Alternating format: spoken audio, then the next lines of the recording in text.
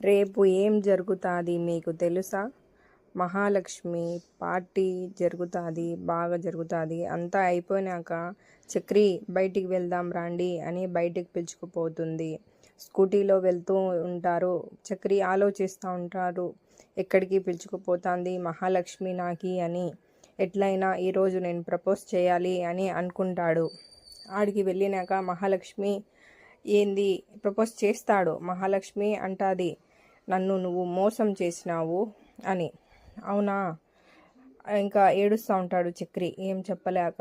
అట్లా కాదండి, ఇట్లా కాదండి అని చెప్తా ఉంటాడు. మహాలక్ష్మి నీ ముఖం నాకు చూపిద్దు అని అంటాది.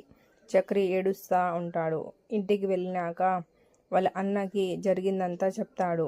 మహాలక్ష్మి ఎవరితో మాట్లాడకుండా గమ్మున సైలెంట్గా ఉంటుంది. కేశవ కన్నా ఏమైంది అన్నా అని అంటాడు. ఇది రేపటి ఎపిసోడ్.